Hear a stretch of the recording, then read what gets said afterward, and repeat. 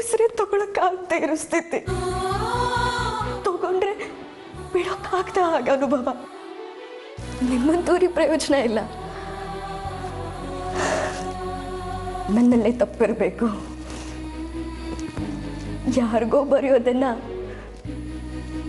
ನನ್ನ ಹಣೆಯಲ್ಲಿ ಕೀಚ್ಬಿಟ್ಟಿದ್ದಾರೆ ಅನ್ಸುತ್ತಾ ದೇವರು.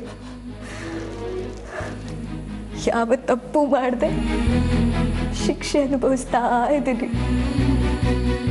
ಭೀಮನಂಬಸಿಗೆ ಪೂಜೆ ಮಾಡಲ್ಲ ಅಂದೆ, ಅದು ಕಳೀತು. ಆದ್ರೆ ಈಗ ಅದಕ್ಕಿಂತ ದೊಡ್ಡ ಪರೀಕ್ಷೆ ಬಂದಿದೆ.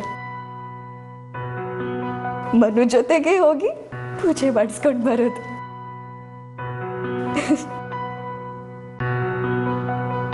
ಇದಕ್ಕಿಂತ ಆ ದೇವ್ರೆ ನನ್ನನ್ನು ಅವನ ಹತ್ರ ಕರೆಸ್ಕೊಂಡ್ರೆ ಸಾಕು. ಹಾಗೆಲ್ಲ ಮಾತಾಡ್ಬೇಡ ಅವನ, ಬಿಡ್ತು ಅವನು. ನೆಮ್ಮದಿಯಾಗಿ ಈ ಭೂಮಿ ಮೇಲಿನ ಋಣನ ಚುಕ್ತ ಮಾಡ್ಕೊಂಡ್ಬಿಡ್ತೀನಿ. ನಿನ್ನ ನೋವನ್ನ ನುಂಗಿ ದಿನ ತೋಡುವಷ್ಟು ಶಕ್ತಿ ನನ್ನಲ್ಲಿಲ್ಲ ಮಗಳೇ. ರಕ್ತ ಕುದೀತಿದೆ,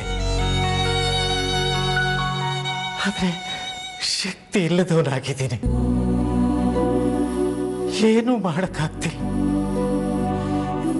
ಬರೀ ಮಾತು ಅಷ್ಟೇ.